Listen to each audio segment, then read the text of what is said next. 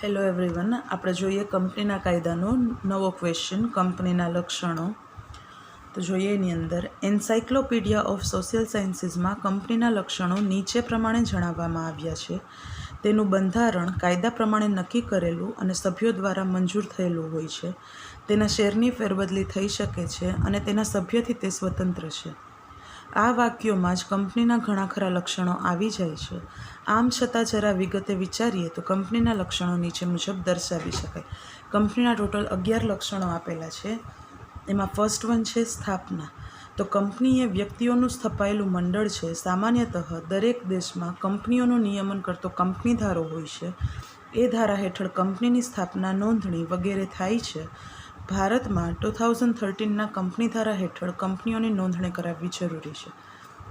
અહીં શું કીધું છે કે કંપની છે તો કંપની ખાલી એમને વાતો કરવાથી ઊભી થઈ જતી નથી. એના માટેની સ્થાપના છે એ કરાવવી પડે છે. તો અલગ અલગ દેશની અંદર કંપનીના કાયદાઓ છે જે અલગ અલગ હોય છે. પણ આપણા ઇન્ડિયાની અંદર જ્યારે પણ કંપનીની સ્થાપના કરાવવાની હોય તો સૌથી પહેલી એની સ્થાપના વિધિ છે જે કંપની ધારાનો એક્ટ 2013ની અંડરમાં કરાવવી પડે છે. ત્યાર પછી છે સ્વૈચ્છિક મંડળ. કંપની એ સ્વેચ્છાએ જોડાયેલી વ્યક્તિઓનું મંડળ છે જેમાં સભ્યો નાણાં એકઠા કરી ચોક્કસ ધંધાકીય હેતુ માટે ઉપયોગમાં લઈ તેમાંથી થતો નફો ભાગે પડતો વહેંચી લેવાના આશયથી જોડાય છે. કંપનીમાં જોડાયા બાદ તેમાંથી છૂટા પણ થઈ શકાય છે. જોડાયા પછી આ જીવન ચાલુ રહેવું ફરજિયાત નથી. સ્થાપના થઈ જાય ત્યાર પછી કંપનીના લક્ષણોનો બીજો પોઈન્ટ આવે સ્વૈચ્છિક મંડળ. ઓલરેડી આના પોઈન્ટની અંદર જ આપણને ખબર પડે સ્વૈચ્છિક કોને કહેવાય કે જેની અંદર કોઈ પણ વ્યક્તિ ઉપર જોર જબરજસ્તી કે ફરજિયાતપણું કરવામાં ન આવે, જેને સ્વૈચ્છિક મંડળ કહેવાય. કે જેની અંદર કંપનીમાં ઇન્વેસ્ટ કરવા માટે લોકો છે એ ભેગા થાય, એકઠા થાય, કંપની બનાવે અને કંપનીની અંદર પોતાના પૈસા છે એ ઇન્વેસ્ટ કરે. પણ એક વખત કોઈ વ્યક્તિએ આ વસ્તુ કરેલી હોય તો એ વ્યક્તિ છે જે લાઈફ ટાઈમ માટે બંધાઈ શકતી નથી. એને ગમે ત્યારે એમાંથી છૂટું થવું હોય તો છૂટા થઈ શકે. એને બીજી કંપનીની અંદર જવું હોય તો એ જઈ શકે છે. એને સ્વૈચ્છિક મંડળ કહેવાય. અલગ અસ્તિત્વ અને સ્વતંત્ર વ્યક્તિત્વ. કાયદા અનુસાર કંપની એ ધારાસર્જિત અલગ અસ્તિત્વ ધરાવતી કૃત્રિમ વ્યક્તિ છે.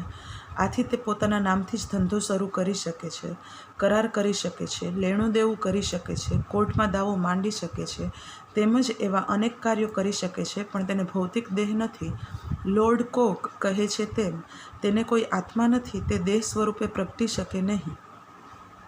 કંપની કાયદેસરનું સ્વતંત્ર વ્યક્તિત્વ તથા અલગ વ્યક્તિત્વ ધરાવતી હોવાથી તે શેરહોલ્ડરોથી જુદી પડે છે. કંપની અને શેરહોલ્ડરો બંને અલગ છે. અહીં શું કીધું છે કે અલગ અસ્તિત્વ અને સ્વતંત્ર વ્યક્તિત્વ. અસ્તિત્વ કોને કહેવાય કે જે કંપનીનું જે અસ્તિત્વ હોય, કંપનીની ગુડવિલ કેવી છે એને અલગ અસ્તિત્વ કહેવાય. અને સ્વતંત્ર વ્યક્તિત્વ કાયદા અનુસાર કોઈ પણ કંપની છે એ ધારા એક્ટ હેઠળ કે 2013 પ્રમાણે કંપનીના બધા જ કાયદાઓ ફોલો કરતી હોય. પણ કોઈ પણ કારણોસર એ કરાર કરી શકે, લેણું દેવું કરી શકે અને એની અંદર કોઈ પણ પ્રશ્નો ઊભા થાય તો એ કોર્ટમાં દાવો પણ માંડી શકે. તો એ આવા બધા જ કાર્યો છે જે પોતાની રીતે સ્વતંત્ર વ્યક્તિત્વ ધરાવવાથી કરી શકે છે. ત્યાર પછી છે સામાન્ય મહોર. કંપનીને કાયદાએ સ્વતંત્ર અસ્તિત્વ આપ્યું હોવાથી કંપની પોતે જ ધંધો કરી શકે છે. કંપનીનું અસ્તિત્વ તેની સામાન્ય મહોર દ્વારા પ્રતીત થાય છે. આ મહોર કંપનીની સંમતિ સૂચક છે. કંપનીના કરારો, પ્રમાણપત્રો, દસ્તાવેજો તથા રોજિંદા વ્યવહારો કંપનીની સંમતિ દર્શાવવા કંપનીની સામાન્ય મહોર મુદ્રાનો ઉપયોગ કરવામાં આવે છે. સામાન્ય મહોર કોને કહેવામાં આવે કે ભાઈ કંપનીનો જે કોઈ પણ સિક્કો બનાવવામાં આવેલો હોય એને મહોર કહેવામાં આવે. તો જ્યારે પણ કંપનીને કાયદાકીય રીતે એને અસ્તિત્વ આપેલું હોય કે કંપની પોતે જ પોતાનો ધંધો પોતાની જાતે કરી શકે છે, કંપનીનું અસ્તિત્વ છે એ પણ લોકો પાસે હોય, બજારના માર્કેટોની અંદર કંપનીનું અસ્તિત્વ છે એ જોવા મળતું હોય, તો એના માટે કંપનીએ આવી રીતનો કોમન સીલ છે એ બનાવવાનો હોય છે કે જેના લીધે કંપનીનું કોઈ પણ નામ હોય એ આ સીલની અંદર જ આવી જાય. અને આ સીલ જે કોઈ પણ જગ્યાએ લગાવેલું હોય તો એના આધારે ખબર પડે કે કંપની છે એ કાયદાકીય રીતે છે કે નથી એમ. અહીંયા ઓલરેડી આપણને એક એક્ઝામ્પલ આપેલું છે. ધ સીમાંધાર સિન્થેટિક કંપની લિમિટેડ, રાજકોટની કંપની છે. આ એની સામાન્ય મહોર છે. લોકશાહી વહીવટ સંચાલન. કંપનીને શરીર, હૃદય કે આત્મા ન હોવા છતાં તેનું અલગ વ્યક્તિત્વ છે. તેનો વહીવટ લોકશાહી રીતે પ્રતિનિધિઓ દ્વારા થાય છે. કંપનીના શેરહોલ્ડરો પોતાનામાંથી પ્રતિનિધિઓ કે સંચાલકો ચૂંટી તેને કંપનીનો વહીવટ સંચાલનને સોંપે છે. કંપનીના માલિકો શેરહોલ્ડરો છે, પણ તેનો વહીવટ ચૂંટાયેલા પ્રતિનિધિઓ મારફત થાય છે. એમ પણ કહી શકાય કે કંપનીની માલિકી અને સંચાલન બંને જુદા છે. લોકશાહી વહીવટ સંચાલન. લોકશાહી કોને કહેવામાં આવે? કે લોકો દ્વારા, લોકો વડે કે લોકોથી જ જે કોઈ પણ વ્યક્તિની નિમણૂક કરવામાં આવેલી હોય એને લોકશાહી કહેવામાં આવે.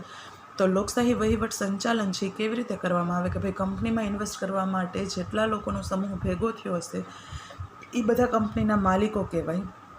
તો એ બધા જ માલિકો દ્વારા લોકશાહી એટલે કે બધા જ લોકોનો મત છે એ લેવામાં આવે કે કંપનીનું સંચાલન છે એ કોને સોંપવું જોઈએ, કયા વ્યક્તિને સોંપવું જોઈએ. તો બહુમતીના મતથી જે વ્યક્તિ આગળ આવતો હોય એ વ્યક્તિને કંપનીનું બધું જ સંચાલન છે એ આપવું પડે. અને એટલા માટે એવું પણ કહી શકાય કે કંપનીની માલિકી અને સંચાલન બંને જુદા જુદા હોય છે. ત્યાર પછીનો પોઈન્ટ છે કાયમી અસ્તિત્વ. કાયદા દ્વારા કંપનીને કાયમી અસ્તિત્વ પ્રાપ્ત થાય છે. ભાગીદારી પેઢીમાં ભાગીદાર નાદાર થાય, ગાંડો થઈ જાય કે મૃત્યુ પામે તો પેઢીનો અંત આવે છે. પણ કંપનીનું અલગ અસ્તિત્વ હોવાને કારણે શેરહોલ્ડરો નાદાર થાય, ગાંડો થઈ જાય કે મૃત્યુ પામે તો પણ કંપનીના અસ્તિત્વને આંચ આવતી નથી. કંપની ચાલુ જ રહે છે. કંપની વ્યવસ્થા તંત્રમાં વ્યક્તિગત સભ્ય શેરહોલ્ડરનું મહત્ત્વ નથી. અહીં શું કીધું છે કે કોઈ પણ કંપનીનું કાયમી અસ્તિત્વ ક્યારે આવે? કે જ્યારે કંપનીએ કાયદાકીય એક્ટ હેઠળ 2013માં પોતાના કંપનીની જોગવાઈ છે એ કરેલી હોય અને એને અસ્તિત્વ મળેલું હોય તો જ.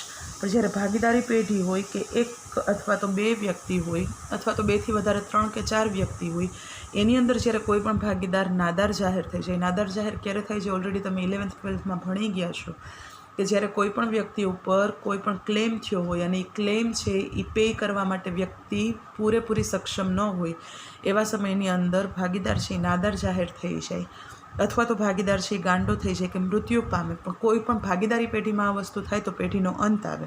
પણ જ્યારે એનાથી અલગ અથવા તો એનાથી ઓપોઝિટ કે જ્યારે કંપનીનું અસ્તિત્વ હોય અને કોઈ શેરહોલ્ડર નાદાર જાહેર થાય, ગાંડો થઈ જાય કે મૃત્યુ પામે તો એના કારણે કંપનીના અસ્તિત્વનો અંત આવતો નથી. કંપની છે એ ચાલુ જ રહે છે. મૂડીની શેરોમાં વહેંચણી. કંપનીની મૂડીનું નાના ભાગોમાં વિભાજન કરવામાં આવે છે. આ નાના ભાગોને દરેક નાના ભાગને શેર કહેવામાં આવે છે. શેરની કિંમત ઓછી એટલે સામાન્ય રીતે ₹10 અથવા ₹100 રાખવાથી આમ જનતા સહેલાઈથી તેને ખરીદી કંપનીના સભ્ય બની માલિક પણ બની શકે છે. અહીં શું કીધું છે કે મૂડીની શેરોમાં વહેંચણી. જ્યારે કંપનીએ મૂડી એકઠી કરવા માટે લોકો પાસેથી નાણાં લઈ અને મૂડી એકઠી કરેલી હોય તો એ નાણાંને કવર કરવા માટે કંપની શું કરશે કે પોતાની કંપનીના શેર છે એ બહાર પાડશે અને લોકો છે એ શેરની ખરીદી કરશે, જેના લીધે લોકો છે એ ઇન્વેસ્ટ કરી શકશે અને કંપની પાસે નાણાં છે એ આવી શકે. આવી સિચ્યુએશન હોય તો એની અંદર કોઈ પણ એક શેર હોય તો શેરનો સામાન્ય ભાવ છે જે ઓછામાં ઓછા ₹10 અથવા તો ₹100 છે જે રાખવામાં આવે કે જેના લીધે સામાન્ય વ્યક્તિ છે એ પણ શેરની ખરીદી કરી શકે અને કોઈ પણ કંપનીના શેર ખરીદી અને કંપનીના માલિક બની શકે. સભ્યોની મર્યાદિત જવાબદારી. કંપનીના પ્રકાર પ્રમાણે તેના સભ્યોની જવાબદારી બદલાય છે. સામાન્યતઃ કંપનીઓ શેરથી મર્યાદિત કંપનીઓ હોય છે. એવી કંપનીમાં શેરહોલ્ડરની જવાબદારી તેના શેરની કિંમત પૂરતી જ મર્યાદિત રહે છે. તેની ખાનગી મિલકત સલામત રહે છે. કંપની પોતાના બંધારણમાં જ સભ્યોની જવાબદારી મર્યાદિત છે કે અમર્યાદિત તે સ્પષ્ટપણે જણાવે છે. અમર્યાદિત જવાબદારીવાળી કંપની પણ હોય છે ખરી. અહીંયા શું કીધું છે કે સભ્યોની મર્યાદિત જવાબદારી એટલે કે કંપનીનો જે પ્રકાર હોય, જેમ કે ભાગીદારી પેઢી હોય, એકાકી પેઢી હોય, તો આ બધા કંપનીના પ્રકાર થયા. તો એના આધારે સભ્યોની જવાબદારી છે એ પણ બદલાય છે. અને સામાન્ય રીતે કંપનીઓ છે જે શેરથી મર્યાદિત કંપનીઓ હોય છે એવી કંપનીની અંદર શેરહોલ્ડરોની જવાબદારી હોય એ ખાલી શેરની કિંમત પૂરતી જ મર્યાદિત રહે. ખાનગી મિલકતની અંદર સલામત રહે. કંપની પોતાના બંધારણમાં જ સભ્યોની જવાબદારી મર્યાદિત કે અમર્યાદિત સ્પષ્ટપણે જણાવે છે. એટલે કે જ્યારે કંપનીનું બંધારણ થયું હોય એની અંદર કોઈ પણ કંપનીના માલિકો છે એ જણાવી શકે કે એની જવાબદારી છે એ મર્યાદિત છે કે અમર્યાદિત. ત્યાર પછી છે સરળ શેર ફેરબદલી. કંપનીના શેરની માલિકી એ કંપનીના સભ્યપદ માટેની પૂર્વ શરત છે. શેર ઉપર સભ્યની સંપૂર્ણ માલિકી હોવાથી શેરની ફેરબદલી, ખરીદ વેચાણ શક્ય છે અને સરળ પણ છે. કંપનીના નિયમોને આધીન શેરહોલ્ડરો પોતાના શેર વેચી શકે છે અને ફરીથી ખરીદી પણ શકે છે. જાહેર મર્યાદિત કંપનીના શેરની ફેરબદલી પર ખાસ નિયંત્રણ નથી. શેર ફેરબદલી. શેર ફેરબદલી કોને કહેવાય? કે એક વ્યક્તિએ એક જ કંપનીનો શેર ખરીદેલો છે, એને હવે એ શેરની જરૂરિયાત નથી, તો એ બીજા વ્યક્તિના નામે એ શેરની ફેરબદલી છે એ કરી શકે. અને શેરની ફેરબદલી છે એ ખરીદ વેચાણ છે અને સરળ પણ છે. પણ એની અંદર ખાલી એમાં કઈ વસ્તુનું ધ્યાન રાખવામાં આવે છે કે કંપનીના જે નિયમો હોય એ નિયમોને આધીન રહી અને કંપનીના શેરની ફેરબદલી છે જે સરળપણે કરી શકાય છે. ત્યાર પછી છે અનિયંત્રિત સભ્ય સંખ્યા. ખાનગી કંપનીમાં ઓછામાં ઓછા 2 અને વધુમાં વધુ 200ની સભ્ય સંખ્યાનું નિયંત્રણ છે ખરું, પણ જાહેર કંપનીમાં આવું નિયંત્રણ નથી. અલબત્ત જાહેર કંપનીમાં ઓછામાં ઓછા 7 સભ્યો હોવા જરૂરી છે, પણ વધુમાં વધુ સભ્ય સંખ્યા પર કોઈ નિયંત્રણ નથી. અનિયંત્રિત સભ્ય સંખ્યા છે. સભ્ય સંખ્યા માટેનું પણ અહીં આપેલું છે કે ખાનગી કંપની હોય તો એની અંદર ઓછામાં ઓછા 2 અને વધુમાં વધુ 200 સભ્ય સંખ્યાનું એક નિયંત્રણ છે ખરું, પણ કંપની છે એ આવું નિયંત્રણ બહુ માનતી નથી. કારણ કે જાહેર કંપનીમાં ઓછામાં ઓછા 7 સભ્યો હોવા જરૂરી છે, પણ વધુમાં વધુ સભ્ય સંખ્યા પર કોઈ નિયંત્રણ હોતું નથી. અનિયંત્રિત સભ્ય સંખ્યા હોય છે એટલા માટે. ત્યાર પછી છે કાયદાનું નિયંત્રણ. કંપની કાયદાની જોગવાઈઓ દ્વારા નોંધણીથી અસ્તિત્વમાં આવતી કૃત્રિમ વ્યક્તિ છે. કંપનીનો જન્મ અને મરણ કાયદા દ્વારા જ થાય છે. કંપનીનું વિસર્જન કાયદા દ્વારા થાય છે. કંપનીનું સંચાલન કાયદાની જોગવાઈઓ દ્વારા જ થાય છે. સામાન્યતઃ આર્ટિકલ્સ ઓફ એસોસિએશન દ્વારા કંપનીનું આંતરિક સંચાલન થાય છે. કાયદાનું નિયંત્રણ છે તો એ કઈ જોગવાઈ એટલે કે કયા એક્ટ દ્વારા કંપનીની નોંધણીનું અસ્તિત્વ કરવામાં આવેલું છે. આપણે આગળ જેવી રીતે જોયું એવી રીતે કે કંપની છે એ કૃત્રિમ વ્યક્તિ છે, એટલા માટે કંપનીનો જન્મ અને મરણ છે જે બંને કાયદા દ્વારા જ થાય. એના માટેના પણ અલગ અલગ કાયદાઓ ઘડવામાં આવેલા છે કે જેના લીધે કંપનીનું જન્મય થઈ શકે અને કંપનીનું મરણ પણ થઈ શકે. કંપનીનું વિસર્જન છે એ પણ કાયદા દ્વારા જ થાય છે. કંપનીનું સંચાલન અથવા કાયદાની જોગવાઈઓ દ્વારા જ થાય. આ બધું આર્ટિકલ્સ ઓફ એસોસિએશન દ્વારા કંપનીનું આંતરિક સંચાલન છે જે થઈ શકે છે.